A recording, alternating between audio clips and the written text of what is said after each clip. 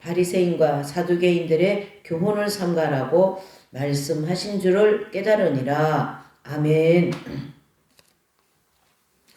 이제 이 두 본문을 중심으로 지난 시간 이어서 이제 우리가 그 성막과 하나님 나라이지 않습니까? 그래서 이제 성막, 지금 이제 이 성막에 대하여서 보고 있는데, 성막은 하나님께서 모세를 통하여 이제 하나님 나라의 모형을 이 땅에 보여주신 거예요. 그러니까 하나님 나라가 실제이고 이제 이 땅의 성막은 모형이다 이래 볼 수 있는데요. 이 구조가 하나님 나라 즉 천국의 구조와 똑같다 이래 볼 수가 있습니다. 그리고 더 나아가서 이제 고린도전서 3장 16절에 보면 너희가 하나님의 성전인 것을 알지 못하느냐 이런 말씀 있지 않습니까? 그 말씀은 우리가 하나님의 성전이라는 것은 우리가 하나님 나라 즉 천국이다 이래 볼 수가 있어요. 그래서 마태복음에 보면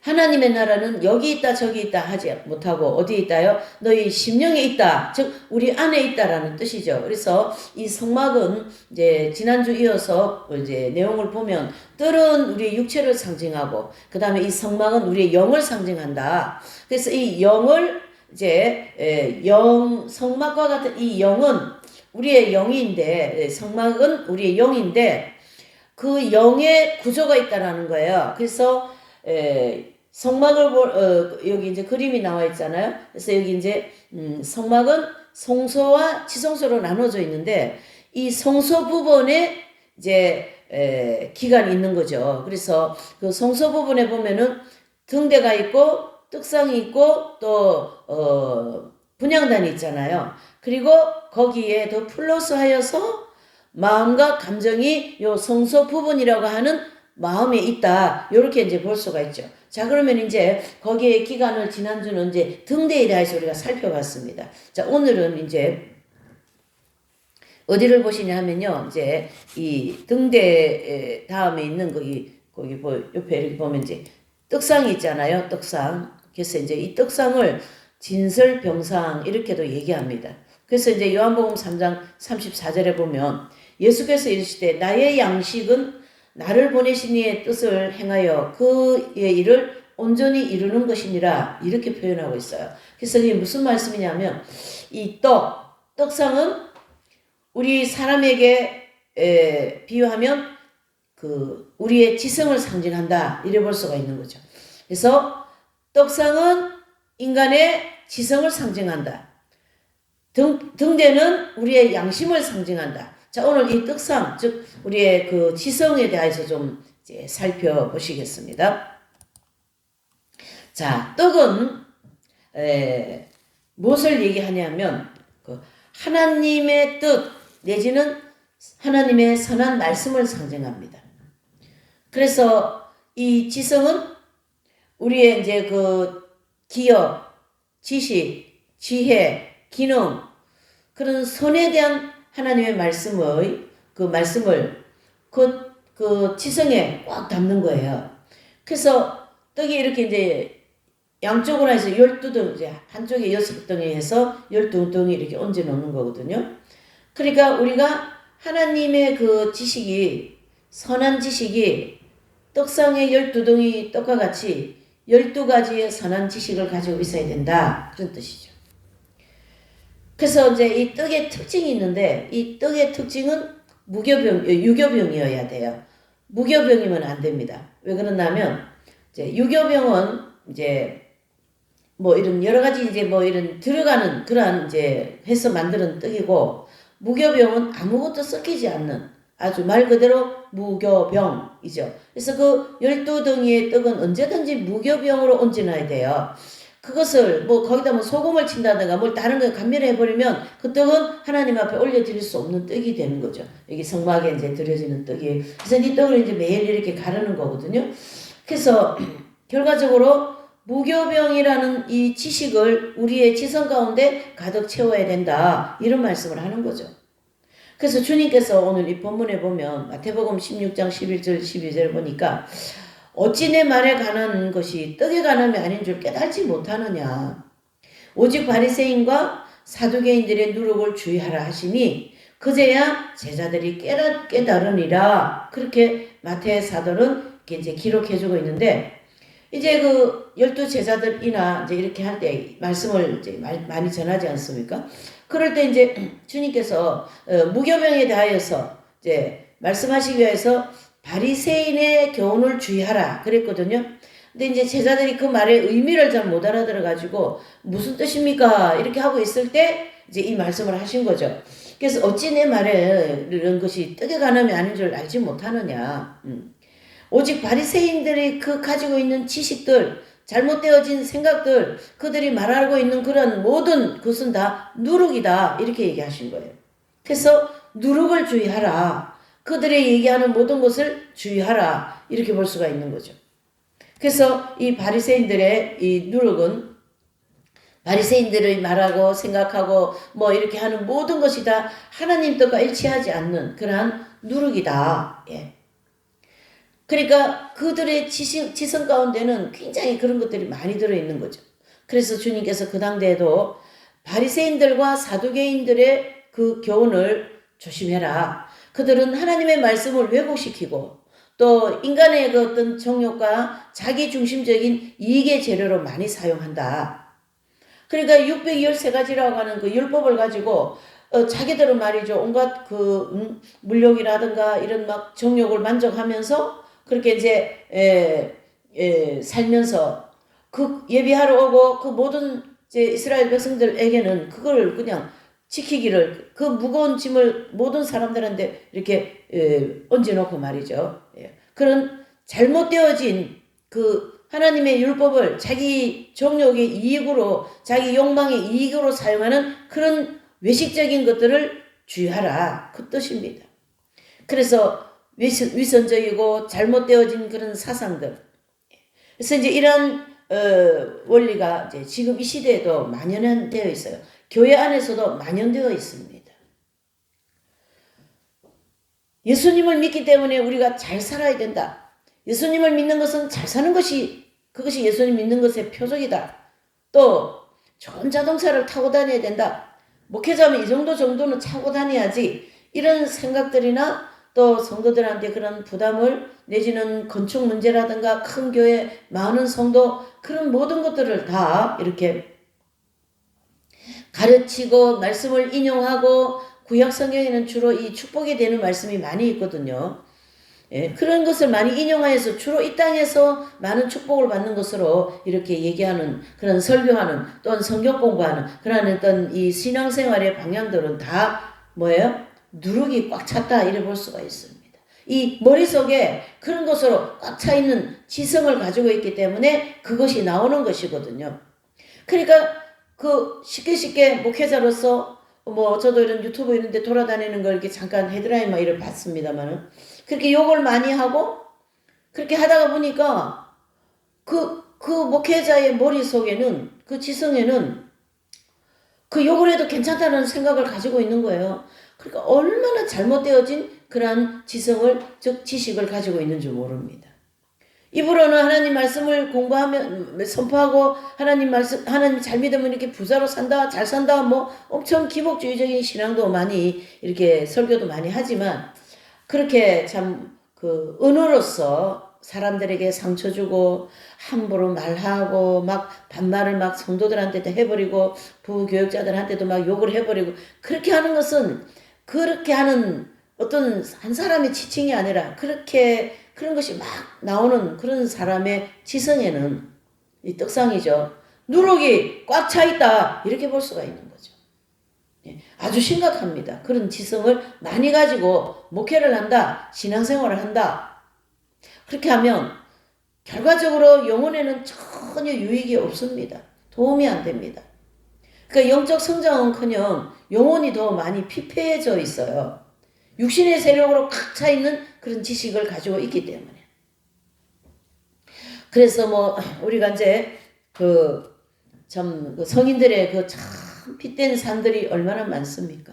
예? 그 육신의 정욕, 안목의 정욕, 이생의 자랑 그런 것들을 철저하게 사도 바울과 같이 못을 받고 그렇게 정욕을 위하여 육신의 일을 도모하지 말라 이러한 삶을 철저하게 살아간 그러한 성인들이라든가 또한 그런 사도 바울이나 또 12제자 이러한 분들은 그 지성 가운데 어떻게 해요? 무교병이 꽉 이렇게 정리되어 있는 거죠. 무교병과 같은 하나님의 선한 뜻에 일치하는 지식을 이제 그런 분들은 가지고 계신다. 그러니까 그러한 삶이 밝은 빛 가운데 또 예수님과 같은 인격으로 예수님과 같은 말씀을 하고 예수님과 같은 그러한 행실을 하면서 사람들한테 빛을 비추더라 이렇게 볼 수가 있는 거죠. 결과적으로 무슨 얘기냐면 이 지성이 밝은 빛으로 꽉 차 있어야만이 그런 삶을 사는 대로 늘 내 인생을 방향을 틀어나간다 이렇게 볼 수 있는 거죠. 그래서 그 성인들 같은 사람은 이렇게 그 식욕을 절제했습니다. 물질을 이렇게 절제했습니다. 그렇게 하면 이긴 자들 같은 소리 하고 있는 이런 소리 하는 사람도 있어요. 예. 뭐 우리가 뭐 성인이냐 뭐 우리가 뭐 예수님인가 뭐 어떻게 그렇게 살아.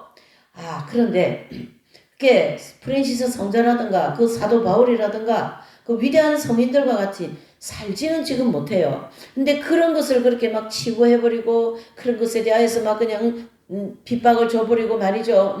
그렇게 하는 것은 그 사람 자체가 굉장히 누룩이 많이 섞여 있는 지성을 가지고 있다 이래 볼 수가 있는 거죠. 제가 이제 이 설교 시간에 내지는 성경 공부 시간에 이런 단어를 많이 씁니다. 이 성경의 말씀은 특별히 산상수훈이라든가 또 로마서 12장이라든가 이런 말씀은 우리가 이 땅에 살아가는 데 대하여서 최고의 도덕률을 가르치고 있는 그러한 밝은 빛된 말씀인 거거든요. 그러한 말씀으로 이 사람의 지성 가운데 많이 이렇게 쌓아져 있고 그런 것이 잘 정돈되어 있으면 그분의 삶 자체가 그렇게 물론 딱 그 성인들 같이 지금 내가 살지는 못해도 늘 그렇게 살아보려고 노력을 하고 또 그렇게 살지 못한 거에 대해서 참회를 하게 되고 회개하게 되고 또 그렇게 살려고 애쓰고 힘쓰면서 주님의 그 밝은 빛 좁은 길을 따라가게 되지 않습니까? 그것은 무교병의 지식을 가지고 있을 때 되는 거지 누룩이 많이 섞여 있는 그러한 지성을 많이 가지고 있는 사람은 그 삶을 살지를 않아요. 살 마음 자체가 없어요. 생각이 없어요. 왜요? 생각 속에 그런 잘 살아야 되고 부자야 돼야 되고 가난한 거는 저주받은 것 같고 다른 사람보다 좋은 자동차 타야 되고 억울한 일 당하고 중상모험 당할 때 그거에 대해서 반드시 보복을 하려고 그러고 그걸 그대로 미워해버리고 그 원수를 사랑하기는 그냥 더 말이지 한쪽 밤을 맞고 왔으면 한쪽 밤도 더 때리려고 하는 그러한 그 마음은 결과적으로 누룩이 꽉 들어있는 지성을 가지고 있는 사람이다. 또 다른 말로 하면은 기복주의적인 신앙으로 꽉 차 있는 사람이다. 이렇게 볼 수가 있는 거죠. 예. 얼마나 우리가 가지고 있는 이 지성이 중요하냐 하면요.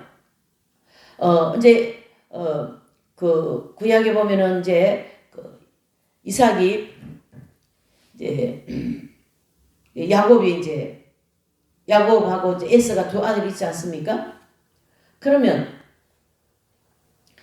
이제 이삭에게 이제 별미 음식이라는 그런 게 있어요. 그래가지고 이제 그 별미 음식을 좀 해서 이제 아버지를 드리려고 하는 그런 것을 인용하여서 목회자에게 별미 음식을 이렇게 대접하면 굉장히 축복을 받는다고 이렇게 하나님 말씀을 이렇게 정욕과 어떤 식욕에 접목하여서 그렇게 선포한다면 그것은 정말 누룩이 많이 섞여 있는 그런 말씀이기 때문에 또한 성도들은 그 말씀 듣고 그런가 보다 그렇게 해야지 그리고 성도들은 목회자 섬기는데 아주 온신을 다하는 그런 신앙생활을 하거든요. 물론 목회자를 섬겨야 돼요. 하나님의 일을 하는 사람들을 섬겨야 되는 게 맞습니다. 근데 그 목적이 뭐냐라는 그 섬기는 목적이 잘 섬기면은 축복을 받는다. 그런 이 누룩이 꽉 들어있는 사상 내지는 지식은 정말 신앙생활에 도움이 안 됩니다. 그냥 이 땅에서는 어떻게 조금 사업도 잘 되고 해서 잘 살 수 있고 교회도 부흥이 되어서 살 수 있겠지만은 천국 가서는 전혀 유익이 없습니다. 그것은 상급이 없다는 얘기고 영적 성장이 안 되어 있다는 뜻이고 빛이 굉장히 어둡다 이렇게 볼 수가 있는 거죠. 자신이 잘못한 것을 그냥 그 잘못한 거에 대해서 인정하는 마음이 싫은 거죠. 그러니까 그거를 당연히 여기고 여러 가지 이유를 대면서 정당화시키는 이러한 일들을 볼 수가 있습니다. 뭐 한국 기독교 교계에서도 보면은 참 그런 하나님께서 기다리다가 안 되면 막 그냥 쳐버리시거든요. 그러면 그 어둠을 확 다 들춰내버리는 거예요. 그래가지고 만천하에 다 알려가지고 많은 창피를 당하게 하면서 뭐 이제 회개할 수 있는 길을 열어주시는 거예요. 결과적으로 그렇게 하나님이 그 잘못되어진 어둠의 생활들을 다 들춰내는 것은 결국 그 목회자, 그 영혼을 그 모든 성도들의 영혼들을 다 하나님이 사랑하시는 것으로 볼 수가 있습니다. 그냥 그대로 두시지는 않는 거죠. 내 백성이니까. 하나님이 하나님의 백성이 목회자든 성도이든 다 하나님의 백성이잖아요. 그 모든 백성들이 다른 왜곡되어진 어둠의 길을 가고 있는 걸 끝까지 볼 수는 없는 거죠. 하나님께서. 이렇게 이 누룩이 섞여져 있는 신앙생활은 굉장히 문제가 많습니다. 그래서 자기중심적이고 또 모든 그 누룩이 꽉 차 있는 그 지성을 가지고 있는 목회자 성도들은 뭐 직분자 관계없이 모든 하나님 앞에 서 있는 그 이제 백성들은 이 누룩 섞여 있는 신앙생활로 가는 사람들은 결국은 하나님 뜻과 일치하지 않다. 내가 좋은 거죠. 내 정욕이 좋은 거고 내가 만족한 거예요. 그러면 잘 가는 걸로 착각하는데 그렇지 않습니다. 이 하나님의 빛된 말씀을 비춰서 내 자신을 볼 때에 그렇지 않습니다. 하나님은 그것을 통하여 우리에게 다시 한번 교훈을 주고 있는 거죠. 그렇게 가면 안 된다. 그래서 이 누룩이 꽉 차 있는 이 지식을 새롭게 계속 하나님은 새로운 그 말씀을 통하여 또 성경을 계속 읽으면서 또 그런 밝은 빛된 가운데 삶을 사는 그 성인들의 성인전을 통하여서 우리의 지성을 계속 이렇게 갱신을 시키는 거죠. 아, 이렇게 살면 안 되겠다. 아, 이게 정말 이 정욕적으로 살면 안 되겠다. 그러면서 자꾸 깨달으면서 먼저 이제 순수한 그런 하나님의 말씀을 이 지성 가운데 채우면서 그 사람의 삶은 새롭게 되어서 나간다. 이래 볼 수가 있는 거예요. 그러니까 여러분 우리가 이 신앙생활을 좀 새롭게 되어보고 싶은 마음이 있죠. 그러면 이 성소에 있는 이 세 개의 기능이 있잖아요. 등대와 떡상과 분향단. 이 세 개가 반드시 새롭게 되는 그러한 은혜가 있을 때 사람이 바뀌는 거예요. 지성은 뭐 남의 물건 저거 내 가지고 싶어. 또 뭐 우리가 십계명 중심으로 볼 때도 그렇지 않아요? 남의 물건 탐내지 말라. 하나님을 경외하라. 이런 모든 말씀들이 다 왜곡되어져 있는 거거든요. 자기중심적인 신앙생활을 하는 거예요. 그렇기 때문에 하나님은 그 잘못되어진 지식을 계속 말씀을 통하여 은혜를 통하여 이런 예배의 말씀과 또 예배를 통하여 책을 통하여 성경 공부를 통하여 그 사람의 지성을 계속 새롭게 해주시는 그것이 바로 은혜다. 이래 볼 수가 있는 거죠. 그런 것이 그런 은혜가 있을 때 사람이 바뀌는 거지. 그냥 뭐 무턱대고 절대 안 바뀌어요. 예. 그래서 사람이 변할 수 있는 거예요. 좋게 변할 수 있는 거예요. 좋게. 예. 그래서 하나님께서 이 순수한 하나님의 말씀, 즉 순수한 선에 대한 지식만을 우리 지성 가운데 꽉 채우기를 원하는 게 하나님의 뜻입니다. 그래서 떡상 위에 12등의 이 무교병을 진설하는 것은 하나님의 빛, 즉 선의 그 종류가 12가지로 구분되어 있고 또 우리 성도들의 지성 가운데 선에 대한 12가지의 순수한 지식을 채워야 된다. 이렇게 볼 수 있는 거죠. 그래서 여기 이제 또 진설병상이 있잖아요. 여기에 한쪽에 6덩어리, 한쪽에 6덩어리, 12덩어리거든요. 12덩어리 안에 순수한 하나님의 이 지식이 꽉 차야 된다. 그게 하나님 뜻입니다. 그래서 그것을 우리가 대표적으로 성경에 보면 갈라디아서 5장 22절 23절에 사랑, 희락, 화평, 오래 참음, 자비, 양선, 충성, 온유, 절제, 그 다음에 용기, 겸손, 전직이에요.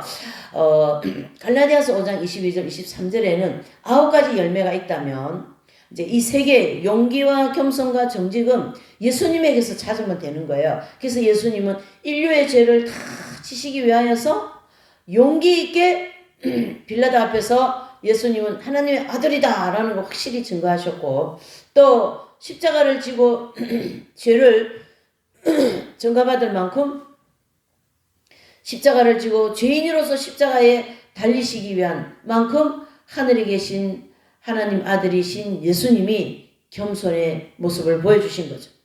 또 그 많은 채찍을 받으시고 또 그 많은 고난 속에서도 예수님은 언제든지 나는 하나님의 아들이다. 나는 하늘에서 왔다. 그러니까 예수님께서 바리새인들이나 그 이제 한테 얘기할 때 내 나라는 여기 있지 않다. 그 얘기를 빌라도에게도 하죠. 내가 왕이냐? 그러니까 왕이다. 그랬어요. 그러니까 내 나라는 어디냐? 그러니까 예수님이 정직하게 내 나라는 여기 있지 않다. 어디예요? 천국에 내 나라. 천국은 하나님 나라잖아. 예수님의 나라는 천국에 있다. 이렇게 얘기하니까 빌라도라든가 그 모든 바리새인 모든 그 제사장들이 예수님의 말귀를 못 알아듣는 거죠. 그 정직하게 상대가 알아듣든 못 알아듣든 예수님의 입장에는 하나님의 뜻을 따라서 정직하게 증언하는 모습을 우리가 성경을 통하여 볼 수가 있습니다. 이렇게 해서 12덩이의 그래서 우리가 신앙생활하고 사회생활하고 이제 다양한 그런 것에 생활하지 않습니까? 정직하라는 거예요. 거짓말하지 말라라는 거예요. 지금 이제 이 대한민국이 지금 거짓으로 그냥 뒤덮여 있지 않습니까? 모든 것이 다 거짓말이지 않습니까? 정부에서 하는 얘기들, 저들이 하는 모든 얘기들 다 거짓말이지 않습니까? 예? 그리고 또 폭로가 되고 말이죠. 그래도 또 거짓말 덮어버리고 또 거짓말이가 또 거짓말 덮어버리고 이렇게 해서 지금 정말 대한민국도 정말 이 심각한 그런 시간을 우리가 보내고 있지 않습니까? 법원 앞에 법정에 섰을 때도 정직하게 증언하지 않고 자기가 살기 위하여서 그렇게 거짓말을 해가지고 더 많이 말이죠. 그 윤 대통령을 힘들게 하고 더 감옥에 가게 만들고 법관 재판하는 자들까지도 거짓말을 하지 않습니까? 이 거짓이 얼마나 지금 이 나라를 망하게 하고 말이죠. 그래서 국민들이 그 거짓에 다 속아가지고 지금 막 들고 일어나지 않습니까? 이 정직하게 살아야 되는데 말이에요. 그러니까 사랑과 희락과 화평과 오래 참음과 자비, 양성, 충성, 온유, 절제 이런 절제 생활을 못하는 거예요. 그게 볼 것도 많고 먹을 것도 많고 입을 것도 많고 가질 것도 많고 탈 것도 많으니까 이게 정욕에 관계되는 이 애정과 욕망을 절제를 못하는 거예요. 절제. 이게 말이죠. 요즘같이 절제하기 어려운 시대가 어디에 있겠습니까? 그러나 이 절제의 지성을 잘 정돈해서 가지고 있어. 내가 이 식사도 좀 요즘에는 아픈 사람이 많잖아요. 저 보니까 진짜. 지난번에도 병원 가니까 매일 아픈 사람이죠. 그러니까 또 아프면 식욕을 절제해야 되거든요. 식욕을 절제해야 되거든요. 그러면 당뇨에다가 혈압에다가 또 무슨 병에다가 하여튼 이런 모든 것들을 통하여 뭐 합니까? 절제를 하기를 하나님께서 그런 그 병을 통하여서도 좀 절제하게 만들어 주시는 은혜도 있어요. 또 은혜입니다. 참 이 식욕이 말이죠. 무서운 게 이 식욕입니다. 이 막 혈기가 많지 않습니까? 혈기. 목회자든 성도든 직분자든 장로든 권사든 관계없이 혈기 나면 막 바로 혈기가 나가는 그것은 이 지성 가운데 온유에 대한 지식이 부족하기 때문에 그런 거예요. 내가 온유하게 살아야지. 그래서 언어도 목소리도 표정도 온유한 게 있다라는 거예요. 그것은 그런 지성이 많이 있을 때 성인들과 같이 살고 싶은 마음이 있을 때 나를 고쳐보려고 하는 그런 마음이 있을 때 그것은 지성이 있을 때 되는 거거든요. 그냥 화가 날 때 막 화를 벌떡벌떡 내버리면 그 사람의 머릿속에 내지는 지성 속에는 화가 나야만이 맞다고 생각하고 있어요. 이렇게 화를 내어야만이 맞다고 생각하는 거예요. 욕을 막 퍼부어도 그게 맞다고 생각하는 거예요. 이 지식이 얼마나 중요한지 모릅니다, 여러분. 내가 돈을 많이 벌어야지. 그러면은 그 돈 버는 데만 머리가 돌아가는 거예요. 지성이 그런 거거든. 그러니까 이 지식이 얼마나 하나님 중심적인 지식, 선한 지식을 무교병으로 많이 쌓나에 따라서 이 사람은 신앙생활도 잘하게 되고 또 그 신앙을 통하여 영적 성장도 하게 되고 삶이 빛으로 드러나기도 한다. 이렇게 볼 수가 있는 거죠.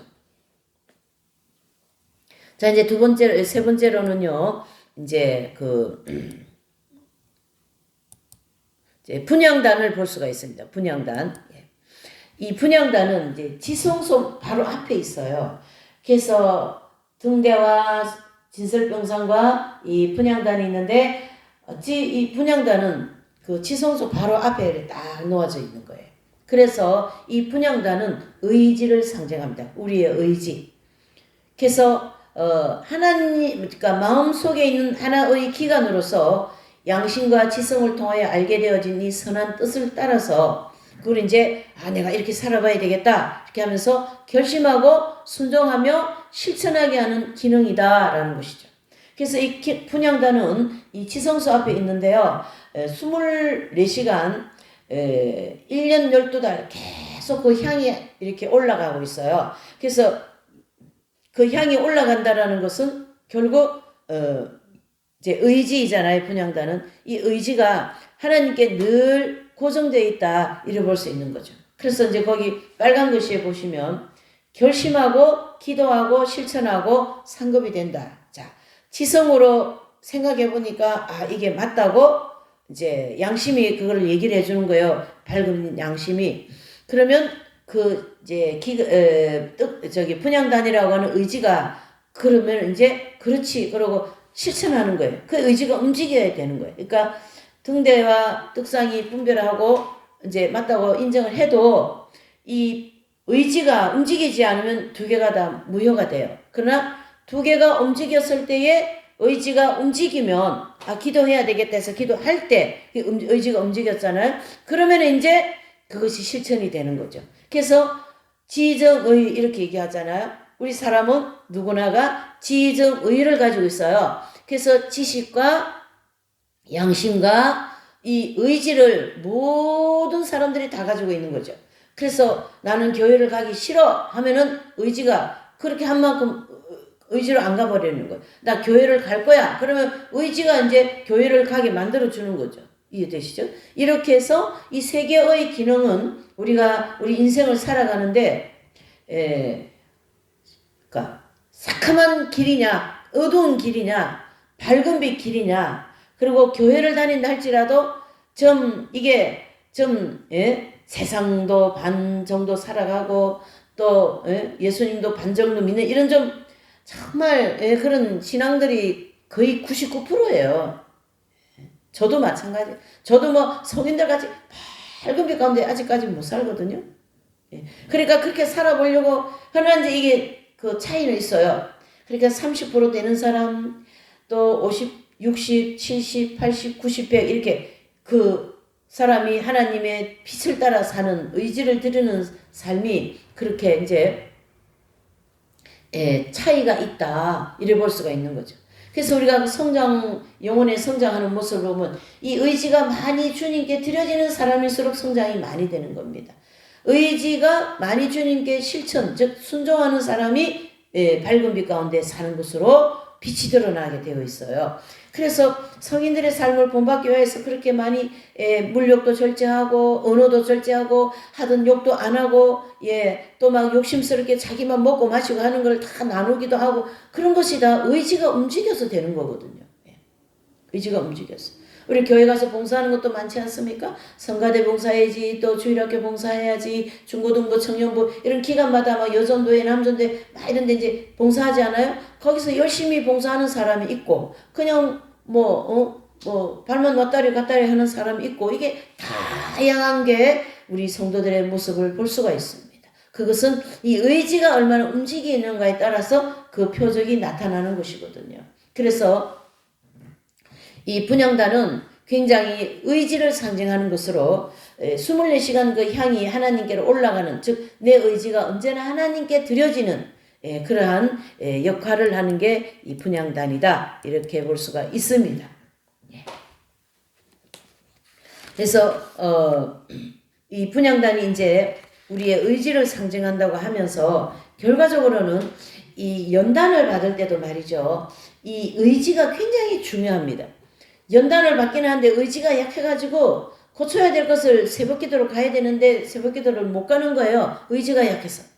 이걸 내가 끊어야 되는데 못 끊는 거예요. 의지가 약해서. 그렇죠? 지성으로 생각해 보니까 내가 담배를 끊어야 되겠다. 지성으로 생각해 보니까 술을 끊어야 되겠다. 그 교회 나오면서도 담배 먹고 술 먹는 분들이 많으셔요, 요즘에. 왜 그러냐면 문화 자체가 술과 담배가 너무나도 만연되어 있거든요. 그러니까 사회생활 하는 데 대하여서 이것이 너무나도 좀 거부하기가 쉽지가 않습니다. 웬만한 의지력 가지고 아무래도 신앙이 좋은 분들은 막 그거를 탁 끊고 저는 말이죠 사이다를 먹겠습니다. 예, 저는 담배를 안 먹습니다. 뭐 이렇게 하면서 딱 하는데 의지 약한 분들은요 그냥 또 어떻게 그 마음이 약해가지고 또 그걸 먹고 또 이렇게 하다 보니까 이게 끊어지지가 않는 거예요. 이게 악습이 우리가 얼마나 많습니까? 기도 시간에 기도 안 하고 또 성경 봐야 되는데 안 보고 이런 영성 생활이 다 의지에 달려 있거든요. 그러니까 그 의지를 좀 들여가지고 주님께 이렇게 드리면 사람이 변화가 되는 거예요. 그러니까 이게 지성 가운데 밝은 빛된 진리를 지성을 많이 가지고 있으면 양심이 그걸 자꾸 이렇게 그걸 지켜야 됩니다. 지켜야 됩니다. 마음에서 그러거든요. 그걸 이렇게 못하지 않았습니까? 자꾸 양심에 가책을 주시는 거예요. 그러면 이 의지가 아주 괴로워라. 그리고 의지를 또 한 번 드리고 또 한 번 드리고 이렇게 해서 그 사람의 의지가 하나님께로만 향하게 되는 의지로 훈련이 되는 거예요. 그래서 이 의지 훈련이 굉장히 중요하다. 이렇게 볼 수가 있는 거죠. 그래서 어떤 분은 자기가 이게 실천이 잘 안 되니까 이 의지를 막 그냥 나는 의지 박야가 같다고 이렇게까지 얘기하는 분도 제가 봤어요. 왜 실천하려고 그러니까 이게 훈련이 되어야 되거든요. 한꺼번에 뭐가 안 되는 거예요. 한꺼번에 우리가 성인들 같이 살아라 그러면은 살 수 있겠습니까? 못 사는 거예요. 그러니까 어때요? 점진적으로 조금씩 이거 하나 또 실천하고 다음에는 이거 실천하고 저거 이렇게 해서 조금씩 하나하나 실천해서 내 의지가 길이 나는 거예요. 그러면 자연히 새벽기도 갈 시간에 눈이 뜨지고 저 같은 경우에는 잠을 만약에 좀 우리가 보통 한 저녁 기도가 10시에 마치거든요. 그러면은 그 저녁 기도가 마쳐지면은 이제 하다 보면 11시 안에는 잠을 자려고 노력을 하죠. 그러면은 조금 어떤 날은 좀 일찍 10시 한 반 바로 10시 기도 마치고 들어놓으면요. 딱 4시간 정도 자면은 눈이 딱 뜨이는 거예요. 잠이 안 오죠. 이게 이제 오랫동안 이렇게 생활을 하다 보니까 길이 난 거예요. 그러니까 그거에 대해서는 확실하게 길이 나서 잠을 더 깨우는 거. 새벽에 3시에도 깨우고 말이죠. 깨고 그때부터 이제 이렇게 뭔가 길이 나버리면 거기서는 이제 좀 수월합니다. 근데 길이 날 때까지 그러니까 신앙생활 전체가 길을 내야 돼요. 하나님 뜻대로 살려고 계속 의지를 들여서 내 생활 전체를 길을 내야 되는 거예요. 그러니까 참 그 생활이 그렇게 쉬운 것은 아닙니다. 그래서 좁은 길이라고 하지 않습니까? 그러니까 성인들의 생애를 보면은 정말로 그 의지를 주님께 온전히 드리는 그래서 그 교회 시대 이긴 자들 그렇죠. 그러한 분들은 그 성인들은 의지가 하나님과 다 일치가 되어 있습니다. 그래서 코란데오 신앙생활을 온전히 할 수 있는 거예요. 그래서 아직까지 그러한 경지에 들어가지 못한 사람들은 이 의지가 그냥 세상으로도 갔다가 죄 짓는 대로 갔다가 주님께로도 왔다가 또 안 되니까 회개도 했다가 이게 왔다 갔다 하면서 조금씩 이제 훈련이 되어서 간다 이렇게 볼 수가 있습니다. 그래서 광야의 연단 과정을 통과하면서 하나님의 빛을 따라 온전하게 순종하고 실천하는 의지로 우리가 변화가 되어야 된다 이렇게 볼 수가 있습니다. 자 이제 세 번째로는요, 이제 지성소에 대하여서 이제 보시겠습니다. 자, 이 지성소는 결국 이제 성막을 우리 영이라 그랬지 않습니까? 그러면 영의 성소와 영의 지성소로 구분해 볼 수가 있어요. 그래서 그 성막 안에 커튼 하나를 중심으로 성소와 지성소로 나눠 놨거든요. 그래서 성소 부분에 그 세 개의 기능이 있고, 그 다음에 이제 그 지성소에는 하나님의 보좌가 이렇게 딱 되어 있어요. 그래서 하나님의 법궤, 내지는 하나님의 언약궤, 내지는 하나님의 은혜의 보좌, 히브리서 기사는 하나님의 은혜의 보좌 앞에 담대히 나가라 이렇게 얘기하잖아요. 와 같이 그 이제 은혜의 보좌가 있다. 그래서 그 이런 이제 법궤 위에 이렇게 천사가 이렇게 옹이하고 있거든요. 두 분의 천사가. 그래서 하나님을 영원토록 하나님이 영광 받으시고 창화하여 가로되 하나님에 대하여서 거룩하다를 계속 찬양을 올려드리는 그러한 이제 이 천사를 볼 수가 있습니다. 그래서 하나님께서는 우리 인간을 창조하신 목적은 결국 하나님의 영광을 받으시기 위하여서 이 창조를 하신 거거든요. 근데 아담과 하와의 선악과를 따먹고 난 이후에 그 영광을 내 것이 되어버린 거예요. 그러니까 나를 위해서 살고 싶은 거죠. 나만 위해서 살고 싶은 거예요. 나만 잘 먹고 잘 살면 되는 거예요. 내 교회만 동하면 되는 거예요. 물론 뭐 선교도 많이 합니다. 한국 교회가. 어쨌든 그런 속에는 중심에 보면은 다 내 교회예요. 내 교회. 예? 이 개신교는 내 교회 주의가 많기 때문에 더 이상한 일이 많이 일어납니다. 그래서 이 법계 즉 지성소 안에 예수 그리스도께서 계신다 이를 볼 수가 있는 거죠. 그래서 영의 지성소 깊은 곳에 하나님의 보좌가 계신 것처럼 우리의 영의 깊은 지성소의 그 부분에 하나님의 보좌와 같은 예수 그리스도의 생명이 들어오시는 것이 하나님의 뜻이다 이렇게 볼 수가 있습니다. 그러니까 우리가 영혼의 이제 영적인 성장론을 이렇게 보면은요, 그 영혼을 하나님께서 애굽에서 불러내서 출애굽을 해갖고 영적 광야를 지금 그 이제 이스라엘 백성들이 모세의 인도를 받으면서 가지 않습니까? 거기에 가시는 가는 목적은 결국은 뭡니까? 이제 가나안 땅을 향하여 가지 않아요. 그러니까 모형적인 진리로 보면 이스라엘 백성들이 바로 나고 앞에서 인도하는 분은 바로 모세, 즉 성령님을 상징하고 그 다음에 이스라엘 백성들이 가야 하는 그 목적지는 가나안 땅이잖아요. 그 가나안 땅은 결국 천국을 상징하는데 우리의 영혼이 천국이 되어야 된다 이런 뜻입니다. 그래서 우리가 성막 중심으로 볼 때에 영의 성소와 영의 지성소가 있다면 하나님의 그 예수 그리스도의 생명이 영의 지성소에 들어오셔서 좌정하시는 게 우리의 가야 할 목적지다 이래 볼 수가 있습니다. 영혼을 영적으로죠. 그래서 천국이 여기 있다 저기 있다가 아니라 너희 안에 있다 이와 마찬가지로 우리 안에 하나님의 나라를 이루어야 된다 그 뜻이죠. 그래서 우리의 안에 하나님 나라를 이루는 것이 바로 영의 지성소에 하나님 보좌가 있는 것처럼 우리의 인간의 영의 지성소에 그리스도의 생명이 좌정해야 된다. 그걸 가르쳐서 하빌의 경지다 이렇게 얘기하고 로마서 8장 1, 2절에서는 그것을 죄와 사망의 법에서 해방되었다 이렇게 얘기합니다. 그러면 아직까지 이 경지에 들어오지 못했기 때문에 죄를 짓는 거예요.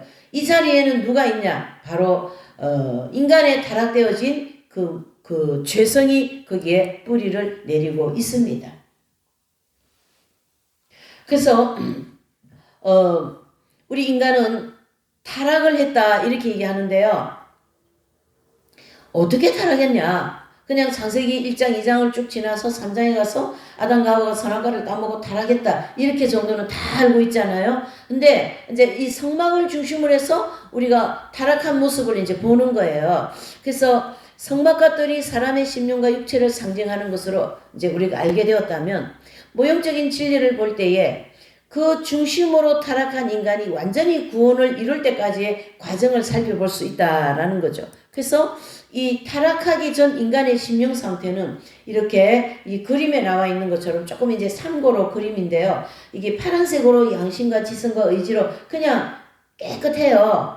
깨끗하고 지성소에는 아무것도 없어요. 아무것도 없다라는 거는 죄성이 없다라는 거예요. 타락하기 전에는 죄성이 들어오지 않았다 때이고 타락한 후에 우리 인간의 심령은 이와 같이 양심과 지성과 의지가 까맣게 되어버린 거예요. 그리고 지성 가운데 하나님을 대적하는 죄성이 들어오게 되어버린 거예요. 그래서 거기 보면 약간 그림이 되어 있죠. 이 짐승 이제 염소도 있고 돼지도 있고 호랑이도 있고 뱀도 있고 또 염소도 있고 또 자라도 있고 막 그렇지 않습니까? 이것은 우리의 죄성을 상징하는 짐승인 거거든요. 그러니까 우리의 영의 지성소에 이 죄의 뿌리가 내려왔다. 죄의 뿌리가 박혀있다는 얘기. 그거를 완전한 인간의 타락이다 이렇게 보는 거죠. 그래서 신학자들은 인간은 전적인 부패, 전적인 타락이다. 이렇게 얘기를 하는 거거든요. 그래서 요한복음 8장 31절 44절에 보면 그러므로 예수님께서 자기를 믿는 유대인들에게 이르시되 너희가 내 말에 가면 참 내 제자가 되고 진리를 알지니 진리가 너희를 자유케 하리라. 또 44절에 보면은요. 너희는 너희 아비 마귀에게서 났으니 너희 아비의 욕심을 너희도 행하고자 하느냐 그랬습니다. 그럴 때 이 유대인들이 막 예수님께 반박을 했거든요. 아니 우리 조상은 아브라함이고 또 나의 아버지가 마귀라고? 무슨 그렇게 말씀하시냐 하고 막 예수님이 이 말씀 요한복음 이 말씀 하실 때 굉장히 반박을 많이 했어요. 유대인들이 무슨 소리냐고 예수님 진짜 죽이려고 막 달라들었어요. 그때 당시 보면. 근데 예수님께서 지금 이 유대인들에게 너희 아비는 마귀다 이렇게 얘기한 거에 대해서는 실제 너를 낳아준 육신의 아버지가 마귀라는 게 아니고 너의 속에 내지는 너를 낳아준 육신의 아버지죠. 육신의 아버지의 영 속에 이 죄의 뿌리가 즉 원죄의 뿌리가 있다. 그래서 그 원죄를 우리가 태어나면서 또 그 정가를 받아서 나오지 않습니까? 그러니까 우리는 태어나면서부터 원죄를 가지고 오기 때문에 태어나면서부터 지옥 복성으로 태어나는 거예요. 뭐 때문에요? 원죄 때문에. 예. 그렇게 돼 있습니다. 그래서 원죄는 바로 죄악성이다. 악한 성질이다라는 뜻이거든요. 그것은 마귀적인 성질이다라는 거예요. 그러니까 우리가 이 죄악성의 지배를 받으면 막 혈기가 나고 기회가 주어질 때마다 거짓말하고 막 음란하고 말이죠. 막 남에게 거짓말 막 속이고 그렇게 하는 게 다 죄잖아요. 그것은 원죄로부터 그 악한 성질이 나오는 거예요. 저 지성소에 하나님의 보좌가 계셔야 되는데 이와 같이 이 지성소에 우리의 영의 지성소에 이 죄악성의 뿌리가 있으니까 기회가 주어질 때마다 죄를 짓더라라는 거죠. 그래서 이 세상을 가르쳐서 죄악 세상이다 이렇게 표현하는 거죠. 그런데 하나님은 이렇게 타락한 인간을 향하여서 그냥 바라만 보시지 아니하시고 이미 인간을 향한 하나님의 구원을 구원해 주시기 위한 그러한 이제 섭리를 구약의 4,000년 동안 내지는 신약의 2000년의 시간을 통하여 우리에게 예수 그리스도를 통하여서 구원시켜 주시고자 하시는 하나님의 놀라운 이 십자가의 은총이 있지 않습니까? 그것을 믿는 자에게는 내가 영생을 주리라 이렇게 요한복음 사도 요한은 기록하고 있습니다. 그래서 마귀에게 잃어버린 인간의 영을 다시 찾으시는 게 하나님의 뜻이다 이렇게 보셔야 됩니다. 그래서 그 영의 지성소에 하나님 보좌가 있지 않았어요? 그러니까 영의 지성소에는 원래 하나님의 자리예요. 우리의 영의 지성소, 그 영 깊은 곳에. 근데 마귀가 들어와 있기 때문에 그 마귀의 성질이라고 하는 죄성을 뽑아내고 거기에 왕이신 그리스도께서 들어와서 좌정하시겠다. 그래서 너의 인생을 내가 완전히 이끌어 가겠다. 이게 하나님의 뜻이거든요. 그래서 거기 이제 그림에도 보면 결과적으로 이 짐승 같은 죄성을 가지고 있는 인간을 향하여서 구원하여 주셔서 결국 내 자리, 즉 영의 지성소에 그리스도의 생명이 들어오시는, 즉 하빌의 경지에 들어오시는 그런 일을 내가 너를 향하여 하겠다. 그렇게 이제 하나님의 구원 계획은 그렇게 되어 있습니다. 그래서 이제 거기 이제 보시면 32절을 보니까 32절에 보면 진리를 알지니 진리가 너희를 자유케 하리라. 그렇게 말씀하신 거죠. 그러니까 진리를 알지니 진리가 너희를 자유케 하리라. 이 요한복음 8장 32절 이 말씀은 결국 우리가 그 자유가 말이죠. 내 삶이 좀 여유롭게 되고 내가 하고 싶은 거 해서 자유롭다. 또 내가 뭘 원하는 것을 잘 성사해서 자유롭다. 그런 자유가 아니지 않습니까? 이 요한복음 8장 32절에서 얘기하는 이 자유는 저의 영 속에 우리 모두의 영 속에 뿌리를 내리고 있는 원죄로부터 자유를 받으라 이 뜻입니다. 원죄로부터 해방을 받으라. 그게 바로 완전한 구원의 경지에 들어가는 그 말씀인 거거든요. 그래서 마귀의 자녀가 된 사람들이 풀려나기 위해서는 진리로 자유케 된다. 그래서 여기서 이제 우리가 조금 정리를 해야 될 게 교회를 나가는 분들 중에 지금으로 봐서는 죄 안 짓는 분들이 없어요. 거의 목회자도 뭐 다 죄 짓고 있습니다. 근데 많이 드러난 게 있고 덜 드러날 뿐이지 다 죄를 짓고 살아가고 있어요. 그래서 매일매일 우리가 회개해야 된다 그러잖아요. 예. 물론 뭐 그날은 죄 지을 기회가 없으니까 안 짓는 날도 있겠지만 그런 현실적으로 볼 때에 이 땅에서 그 죄 문제가 완전히 해결받은 성도들이 있다. 그러한 분들이 바로 이 32절 말씀과 같이 진리로 너희를 자유케 하리라. 이것이 이 땅에서 되어진 분들을 가르쳐서 계시록 2장 3장에 나오는 그 이긴 자들에게 주어지는 은총이다. 이를 볼 수 있는 거죠. 그래서 광야 연단 과정을 다 마치고 결과적으로 그 연단을 마치고 난 다음에 주어지는 은혜, 즉 은총은 생명의 합일이다. 이래 되는 거죠. 그러한 말씀이 이루어진 분들을 향하여서 우리는 교회시대 이긴 자들 내지는 또 성인들 거룩한 성자를 써서 성인이다 그러거든요. 그분들의 영의 지성소에는 그리스도의 생명이 합일되어 계시기 때문에 진리 안에서 죄로부터 자유함을 얻는 거예요. 아무리 죄질 환경이 주어져도 죄를 짓지 않습니다. 아무리 홀라당 벗은 여자가 앞에 있어도 절대 음욕이 나타나지 않아요. 왜 그래요? 죄 문제가 해결됐다니까요. 예수님의 십자가의 보혈로. 그것은 반드시 광야의 연단을 마쳤을 때 그러한 은혜가 주어진다. 이렇게 보셔야 됩니다. 그럼 나머지 이 죄를 가지고 죽는 사람들이 얼마나 많습니까? 지금도 아마 곳곳에서 세계 곳곳에서 죽어가고 있죠. 예수님 믿는 사람들이. 안 믿는 사람들도 많이 죽지만 그러한 것을 볼 때에 지금 그런 그 문제를 해결하지 못하고 돌아가신 분들을 또 영계의 어디에서 그 문제를 해결하여서 천국에 들어올 수 있는 어떤 장소를 하나님이 만들어 놓은 장소가 바로 심판되지 않습니까? 지금은 또 이란과 그 미국이 지금 전쟁을 하는 중이고 또 러시아와 우크라이나가 또 전쟁하고 하기 때문에 전쟁을 지금 막 많이 하고 있는 거죠. 참 얼마나 사람들이 많이 죽었습니까? 자, 그 안에도 예수님 믿는 사람이 있단 말이에요. 그런 분들은 아직 이런 경지에 들어오지 않았기 때문에 결국은 그 영계 또 그런 마지막 연단을 받고 정결케 되어지는 그 기회를 하나님이 한 번 더 주시는 은총이 있습니다. 자, 그렇게 해서 이제 이 본문으로 다시 돌아오면 마귀의 자녀가 된 사람들이 풀려나기 위해서는 진리로 자유케 되어야 된다.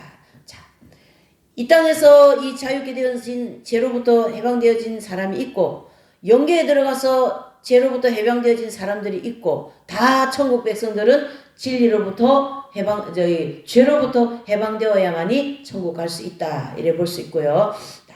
요한복음 8장 34절 죄를 범하는 자마다 죄의 종이라 죄성의 법칙에도 해방되는 것을 가리켜 말한다. 무슨 말입니까? 죄성의 법칙, 죄성 이것은 원죄성을 가르치게 합니다. 그 원죄는 법칙적으로 우리 속에 기회만 주어지면 올라오거든요. 음란할 기회가 주어지면 음란이 올라오고 교만의 기회가 주어지면 교만이 올라오고 가만히 있을 때는 괜찮아요. 기회가 주어질 때. 그래서 로마서 7장 20절에 보면 내 속에 거하는 죄 그랬습니다. 내 속에 거하는 이 죄를 사도 바울은 표면적으로 사도 바울이 로마서 7장 기록할 때는 잘 들으셔야 돼요. 외향적으로는 거의 성인 수준이고 도덕적으로 완전한 삶을 살아가고 있어요. 그리고 이분 자체는 율법으로 흠이 없는 사람 그런 신앙 내지는 인생을 살았기 때문에 외향적인 그 이분의 그 인격이나 이게 생활은 굉장히 밝은 빛이었습니다. 근데 왜 그러한 분이 왜 이 죄 가지고 이렇게 고통스럽게 탄식할 정도로 로마서 7장을 기록하였는가? 바로 자기 속에 있는 죄, 그것 원죄를 발견한 거예요. 내 속에 원죄가 있구나. 내게 해결할 수 없는 어떤 한 법이 나에게 있다. 그게 바로 죄의 법칙을 발견한 거예요. 그러니까 콜럼버스가 아메리카 대륙을 발견한 것처럼 내 속에 이 가장 영의 지성소와 같은 깊은 곳에 죄악성의 뿌리를 받고 있는 그거를 발견한 거예요. 그거 기록한 것이 로마서 7장인 거거든요. 그래서 로마서 7장 20절에 보면 내 속에 거하는 죄다 그랬습니다. 그 죄는 바로 원죄를 가르쳐 얘기한다. 이렇게 볼 수가 있습니다. 그래서 요한일서 3장 10절에 보면 이러므로 하나님의 자녀들과 마귀의 자녀들이 나타나나니 무릇 의를 행치 아니하는 자나 또는 그 형제를 사랑치 아니하는 자는 하나님께 속하지 아니하니라 이런 말씀하고 있습니다. 결국 이 바울도 로마서를 기록한 사도 바울도 요한복음과 요한 1, 2, 3서를 기록한 사도 요한도 다 이 경지에 들어오신 분들이에요. 그러니까 요한일서 3장 10절에 형제를 사랑하지 않는 자는 하나님께 속하지 않았다고 단호하게 얘기하고 있는 거거든요. 결과적으로 우리를 보면 우리가 하나님 그러니까 이웃을 사랑하지 않는 경우가 얼마나 많습니다. 속으로 미워하고 그 사람 옆에 가기 싫고 그 사람하고 말하고 싶지도 않고 막 그 사람 하면 막 얼굴 돌리고 싶고 저도 그래요. 저도 너무 막 그분 때문에 상처가 이렇게 많이 받아지고 이런 경향이 있거든요. 그럼 그 사람 그냥 보기가 싫은 거예요. 그냥 막 이렇게 또 뭐 아닌 척하고 이게 좀 잘 안 되는 형이거든요. 저 같은 사람은. 그러니까 속에 막 그러면 그게 막 겉으로는 막 이렇게 잘 안 돼요. 웃고 막 이게 잘 안 돼요. 이상하게. 그래서 손해를 많이 보는 그런 경향이 있는데 어쨌든 아닌 건 아니니까요. 그래서 막 그런데 어떻게 사랑합니까? 그러니까 하나님께 속하지 않은 거예요. 이 요한 1서 3장 10절의 말씀을 기준으로 볼 때에. 그러나 이 말씀을 기록한 분들은 다 저와 여러분들이 잘 알듯이 이긴 자들이라는 걸 알으셔야 돼요. 그래서 이긴 자들 수준에서 모든 산상수훈을 지킬 수 있는 그 수준에서 이 말씀들을 다 기록한 거거든요. 사도 바울도 그렇고 또 성경에 나와 있는 모든 저자들이 다 이긴 자들이에요. 요한복음 요한도 그렇고 마태도 그렇고 마가도 그렇고 누가도 그렇고 다 이긴 자들 경지에서 이 진리를 기록했기 때문에 완전한 경지를 기준으로 해서 성경을 기록해서 이렇게 기록한 거예요. 형제를 사랑치 아니한 자는 하나님께 속하지 않았다. 무슨 뜻입니까? 우리는 하나님께 안 속한 사람이에요. 형제를 미워했다가 싫어했다가 좋아했다가 이렇게 하니까. 그게 아니고 그 경지가 있다. 이 경지에 들어온 분들이다. 이래 볼 수가 있습니다. 그래서 이것은 바로 하나님의 자녀는 할례를 받아야 되는데 그 할례가 바로 마귀의 자녀의 영 속에 뿌리를 내리고 있는 원죄의 문제를 해결하는 것이 바로 할례다. 그게 바로 영적 할례다. 이래 볼 수가 있는 거죠. 그래서 신학자들은 인간은 전적인 부패, 전적인 타락의 정의는 원죄를 가지고 있는 인간을 향하여서 정의를 내린 것이고 또 계시록 19장부터 22장에는 그 이긴 자들 내지는 천국에 들어가는 모든 성도들을 향하여서 아주 엄청난 축복의 말씀을 하지 않습니까? 그것은 이 땅에서 할례를 받던 저 영계에 들어가서 할례를 받던 영적 할례를 받고 제 문제가 해결되어서 천국에 들어가는 모든 성도들에게 주시는 귀한 말씀과 함께 계시록 22장 그 12절에 보면은 이제 한번 보실까요? 아주 중요한 말씀입니다. 오늘은 여기 요 말씀까지만 할게요. 예. 요 22장에 보면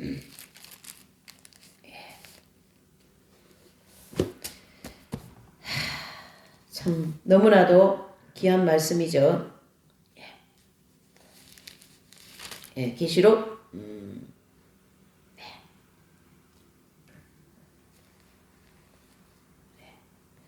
21장에 보면 또 내가 봄에 거룩한 성 새 예루살렘이 하나님께로부터 하늘에서 내려오니 그 예비한 것이 신부가 남편을 위하여 단장한 것 같더라. 아멘. 그래서 지금 계시록 공부하는 때가 아니니까 제가 이 말씀을 왜 하냐면 이 땅에서 그 생명이 합일이 되어서 제 문제가 해결되어진 분들은 예수님의 신부라고 이 계시록 21장에 말씀하시고 요분들은 결국 들어가는 장소가 달라요. 새 예루살렘 성에 들어가는데 그 성이 뭐 내려온다니까 뭐 이 땅에 어디 내려온다고 이렇게 얘기하는 분도 있는데 절대 아닙니다. 영계에 있는 그런 내용이 이 땅에 물질계에 올 수 있는 내용이 아니에요. 그래서 그 예루살렘의 아름다운 성을 사도 요한이 볼 때에 어디서 뭐 내려오는 것처럼 보이니까 이렇게 기록을 했을 뿐입니다. 그래서 새 예루살렘 성에는 이 땅에서 이 마귀의 자녀와 같은 영의 뿌리를 내리고 있는 제 문제, 즉 제 문제를 영적 할례를 받고 이긴 자들이 되어진 분들은 천국에 가서 또 그 상급으로 인하여 최고의 높은 밝은 빛, 그 빛이 밝은 새 예루살렘 성에 들어가고 나머지 모든 성도들은 천국의 1층 천과 2층 천에 들어가는 그러한 성도들이라고 볼 수가 있습니다. 예, 그래서 이제 지금은 뭐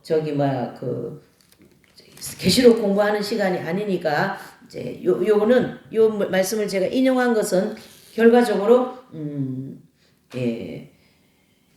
이 땅에서 이 영의 지성소에 제 문제가 해결되어진 사람이 있고 또 영계에 가서 제 문제가 해결되어지는 사람이 있는 우리가 구분을 지어줘야 돼요. 이제 공부를 계속 해야만 이게 알게 되는 겁니다. 그래서 계시록에는 철저하게 청함받은 성도와 또는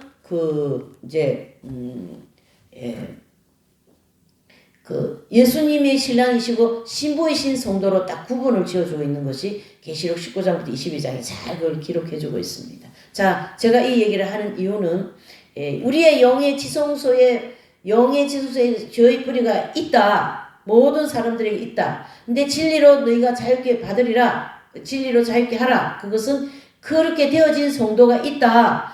그렇게 되어지지 않은 성도가 있다. 이렇게 크게 두 분류의 성도들을 나눌 수가 있다. 그래서 구원받은 성도들 전체를 향하여서 하나님은 예수 그리스도의 십자가를 통하여 구원을 하시겠다라는 그런 선미로 지금까지 저희들에게 말씀하여 주셨습니다. 자, 그래서 이제 다음 주에는 하나님의 구원 섭리에 대하여서 좀 상세하게 공부를 하는 시간을 가지겠습니다. 기도하시겠습니다. 하나님 아버지,